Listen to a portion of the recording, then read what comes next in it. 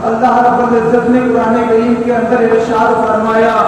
فَوَيْلٌ لِّلْمُصَلِّينَ الَّذِينَ هُمْ عَنْ صَلَاتِهِمْ سَاهُونَ، خرابی ہے ان نمازیوں کے لیے جو نمازی اپنی نماز میں سستی پیدا کرتے ہیں۔ نماز کا وقت ہو جاتا ہے،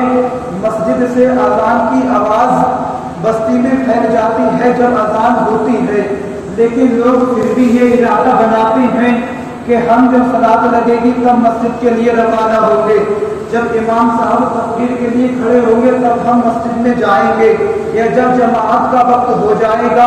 تب ہم مسجد کی طرف کو روانہ ہوں گے۔ تو ان کے لیے قرآن نے اعلان کیا فَوَيْلٌ لِّلْمُصَلِّينَ الَّذِينَ هُمْ عَنْ صَلَاتِهِمْ سَاهُونَ، اے لوگوں، اللہ رب العزت فرماتا ہے کہ خرابی ہے ان لوگوں کے لیے، ان نمازیوں کے لیے جو نمازی اپنی نماز میں سستی پیدا کرتے ہیں، نماز کو ادا تو کرتے ہیں، نماز کو پڑھتے تو ہیں، لیکن نماز ایسی پڑھتے ہیں نماز میں سستی پیدا کر کے،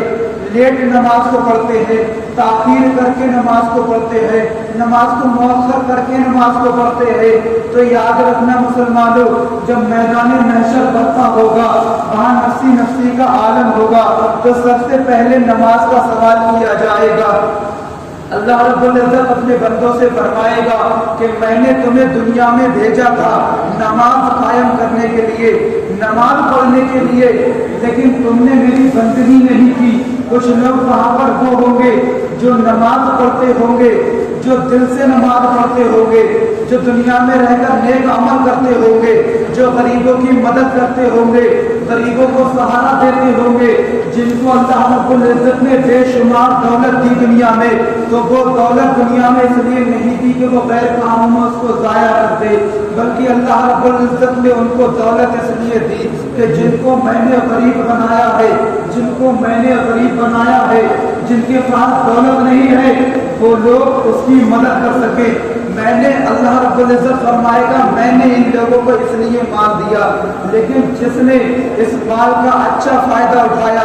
جس نے اس مال کو جائز کاموں میں خرچ کیا، جس نے اس مال کو نیک لوگوں میں خرچ کیا، اللہ رب العزت میدان محشر میں جب ان سے نماز کا سوال کرے گا کہ میں نے تمہیں دولت تو بے شمار دی، لیکن میں نے تمہیں دنیا میں بھیجا تھا نماز قائم کرنے کے لیے، اب بتاؤ تم نے میری بندگی کی یا نہیں کی؟ تو جن لوگوں نے دنیا میں رہ کر نماز کو اچھے طریقے سے پڑھا ہوگا، جن لوگوں نے دنیا میں رہ کر نماز کو وقت پر قائم کیا ہوگا، جو نماز کا مقرر وقت ہے ان کو قائم کیا ہوگا، اس وقت میں نماز پڑھی ہوگی، تب اللہ رب العزت فرشتوں سے کہے گا کہ اے فرشتوں تم میرے اس بندے کو لے جاؤ، اس نے دنیا میں رہ کر بہت اچھے عمل کیے تھے، اس نے دنیا میں رہ کر نماز کو وقت پر ادا کیا تھا، اسے جنت میں داخل کر دیا جائے۔ وہیں پر کچھ ایسے لوگ موجود ہوں گے جو دنیا میں رہ کر جو اپنے فائدے کا غلط استعمال اٹھاتے ہوں گے، زنا پر زنا کرتے ہوں گے، شراب پر شراب پیتے ہوں گے، جوا پر جوا کھیلتے ہوں گے، ایسے لوگوں کے بارے میں اللہ رب العزت جب ان سے نماز کا سوال کرے گا، پوچھے گا بتاؤ میں نے تمہیں دنیا میں بھیجا تھا نماز قائم کرنے کے لیے، تم نے نماز کو صحیح وقت پر ادا کیا یا نہ کیا؟ جب نماز صحیح وقت پر ادا نہیں کی ہوگی، اللہ رب العزت علیم ہے، اللہ رب العزت جاننے والا ہے، اللہ رب العزت فرشتوں سے فرمائے گا کہ اے میرے فرشتوں میں نے اسے دنیا میں بھیجا تھا، جب نماز کا وقت ہوتا تھا یہ اپنے کام میں مشغول رہتا تھا، جب دنیا میں کام ہوتا تھا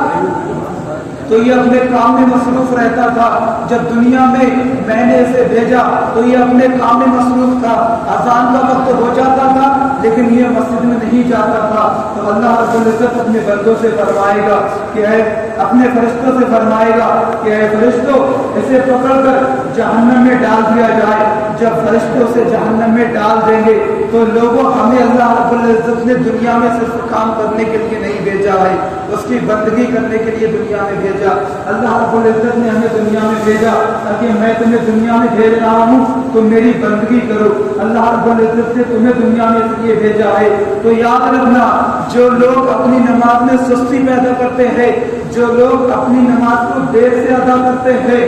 ان لوگوں کی قبروں میں آگ کے شعلے بھڑکائے جائیں گے، میدان محشر میں آگ بھڑکائی جائے گی جس میں ان لوگوں کو ڈالا جائے گا، جہنم میں ایسی آگ ہوگی۔ اور ایک بات اور یاد رکھنا مسلمانوں، یہ دنیا کی آگ اور ہے، جہنم کی آگ اور ہے۔ مفسران اکرام کتابوں میں بیان کرتے ہیں کہ دنیا کی آگ اور ہے اور جہنم کی آگ اور ہے۔ اگر جہنم کی آگ کو سوئی کے ناکے برابر بھی دنیا کی طرف کو رجوع کر دیا جائے، اسے ذرا سا کھول دیا جائے تو پوری دنیا جل کر راکھ ہو جائے گی۔ جہنم کی وہ آگ ہے تو دنیا کی جو ہر چیز جل سکتی ہے، تو ہم کون سی چیز ہے جو ہم نہیں جل سکتے؟ ہمارا جسم تو ویسے ہی مٹی کا بنا ہوا ہے۔ آج دنیا کے اندر ہمیں ذرا سا کرنٹ لگ جاتا ہے تو لوگ سہارا دیتے ہیں۔ سردی کا موسم ہوتا ہے، ہم زیادہ دیر تک آگ کے سامنے کھڑے نہیں ہو سکتے ہیں۔ تو یاد رکھو، قبر میں تو نہ کوئی تمہارا دوست ہوگا، نہ رشتے دار ہوں گے، نہ ملنے والے ہوں گے۔ تو ایسے عالم میں تم وہاں پر تنہا ہوگے، تو بتاؤ ایسے عالم میں تم کیا کرو گے؟ تو لوگوں ہم دنیا میں بھیجے گئے اس لیے کہ ہم نیک عمل کریں، اچھے عمل کریں۔ ایک بزرگ کے بارے میں واقعہ منقول ہے کہ ان کی بہن کا انتقال ہو گیا۔ جب ان کی بہن کا انتقال ہوا، انتقال کے بعد لوگوں نے ان کی بہن کو غسل دیا۔ غسل دینے کے بعد انہیں کفن پہنایا گیا۔ کفن پہنا کے بعد جب اسے قبرستان لے کر کے چلے، قبرستان میں جب اسے قبر میں اتارا، اتارنے کے بعد جب لوگوں نے انہیں مٹی دینا چاہی تو ان کا بھائی جس کا انتقال ہوا، بزرگ بیان کرتے ہیں کہ میری بہن کا انتقال ہوا تو میں قبر میں مٹی دے رہا تھا، میرے مال سے بھری ہوئی تھیلی اس میری بہن کی قبر میں گر گئی۔ کہتے ہیں میں غمگین تھا کہ میری بہن کا انتقال ہوا، تو کہتے ہیں میں نے مال پر اتنی توجہ نہ دی اور مجھے دھیان بھی نہ تھا کہ میرے مال کی تھیلی قبر ہی میں گری ہے، اور لوگوں نے بھی مجھے نہیں بتایا کہ ایسا ہے تمہارے مال کی تھیلی گر گئی ہے، تم اسے اٹھا لو۔ کہتے ہیں کہ میں قبر پر مٹی دینے کے بعد اپنے گھر پر چلا آیا قبرستان سے۔ کہتے ہیں جب میں گھر چلا آیا، جب میں گھر پر آ کر بیٹھا، مجھے کچھ دیر بعد جب اپنے مال کی ضرورت پڑی تب میں نے کہا، میں نے دھیان دوڑایا کہ میرے مال کی تھیلی آخر کار کہاں گئی۔ کہتے ہیں کہ میں سب طرف دیکھنے لگا لیکن مجھے مال کی تھیلی نہ ملی۔ جب میں نے اپنے ذہن کو دوڑایا کہ میرے مال کی تھیلی تو اس وقت میرے قریب تھی، لیکن جب میں قبرستان گیا تب میرے مال کی تھیلی میرے پاس اسی وقت سے نہیں ہے۔ کہتے ہیں کہ جب میں واپس قبرستان گیا، قبرستان جانے کے بعد میں نے قبر کو کھودا۔ قبر کھودنے کے بعد جب میں نے دیکھا تو میں کیا دیکھتا ہوں، میں نے قبر کو کھودا اس لیے تھا کہ جو میرے مال کی تھیلی گری ہے میں اسے قبر سے باہر نکال لوں، میں اسے قبر سے باہر نکال لوں جو میرے کام آ سکے۔ لیکن کہتے ہیں جیسے ہی میں نے اسے تھیلی کو باہر نکالنے کے لیے قبر کو کھولا تو کیا دیکھتا ہوں کہ میری بہن کی قبر میں بہت تیزی کے ساتھ آگ بھڑک رہی تھی، آگ کے شعلے بھڑک رہے تھے۔ کہتے ہیں میں بہت غمگین حالت میں ہو گیا، مجھ پر کیفیت طاری ہو گئی، بے ہوشی کا عالم مجھ پہ برپا ہو گیا۔ کہتے ہیں میں نے چاہا کہ میں اس کی مدد کروں، لیکن جیسے ہی میں نے اس کی مدد کرنے کے لیے ہاتھ کو قبر میں بڑھایا کہ میں اس کا ہاتھ پکڑ کے اس آگ سے اس کو باہر نکال لوں، کہتے ہیں تو قبر میں جو آگ بھڑک رہی تھی، جو شعلے بھڑک رہے تھے، اس سے میرا ہاتھ بھی جل گیا۔ کہتے ہیں اس لیے میں نے قبر کو بند کیا۔ قبر کو بند کرنے کے بعد میں واپس اپنے گھر کی طرف روانہ ہوا۔ جب میں واپس اپنے گھر آیا تب میں نے اپنی امی جان سے پوچھا کہ اے امی جان ذرا میری بہن کے بارے میں بتاؤ کہ میری بہن دنیا میں رہ کر کیا عمل کرتی تھی۔ کہا میری بہن کے حالات کو بتاؤ کہ میری بہن دنیا میں رہ کر کیا عمل کرتی تھی۔ اس کی امی جان نے کہا بیٹا، بزرگ بیان کرتے ہیں کتاب الکبائر بڑے گناہ کے اندر یہ واقعہ موجود ہے۔ کہتے ہیں کہ میں نے اپنی بہن سے، میں نے اپنی امی جان سے کہا کہ میری بہن دنیا میں رہ کر کیا عمل کرتی ہے۔ تب میری ماں نے کہا بیٹا تم اپنی بہن کے بارے میں کیا پوچھنا چاہتے ہو۔ کہا امی جان ابھی میرے مال کی تھیلی دفن کے وقت اس کی قبر میں گر گئی تھی۔ میں نے سوچا کہ مال کی تھیلی نکال لاؤں گا، لیکن جب میں مال کی تھیلی نکالنے کے لیے قبرستان گیا میں نے قبر کو کھودا تو میں نے اپنی بہن کی قبر میں آگ کے شعلے ہوئے بھڑکتے دیکھے۔ میں نے اپنی بہن کی قبر میں آگ کو بھڑکتے ہوئے دیکھا تو میری امی جان یہ بتاؤ کہ میری بہن دنیا میں رہ کر کیا عمل کرتی تھی۔ تب ان کی امی جان بھی یہ سن کر رونے لگی اور عرض کیا کہ اے میرے لال، اے میرے لختے جگر، اے میرے لاڈلے، تمہاری بہن دنیا میں رہ کر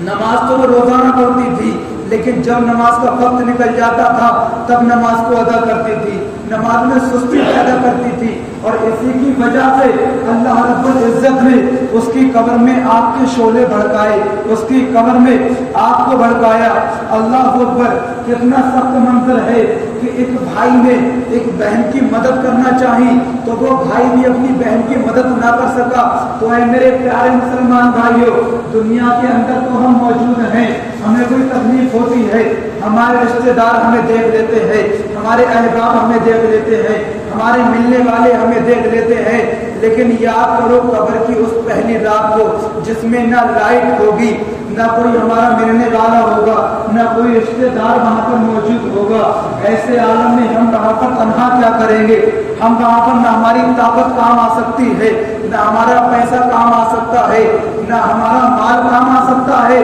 تو بتاؤ ایسے عالم میں ہم وہاں پر کیا کریں گے؟ تو میرے پیارے اللہ رب العزت نے دنیا میں ہمیں بھیجا صرف نیک عمل کرنے کے لیے، نیک کام کرنے کے لیے۔ تو دنیا میں رہ کر میرے پیارے مسلمان بھائیوں، یہ 4 دن کی زندگی ہے، عمر دراز مانگ کر لائے تھے 4 دن، 2 آرزو میں کٹ گئے 2 انتظار میں۔ تو اے میرے پیارے مسلمان بھائیوں، غور کرو، ہم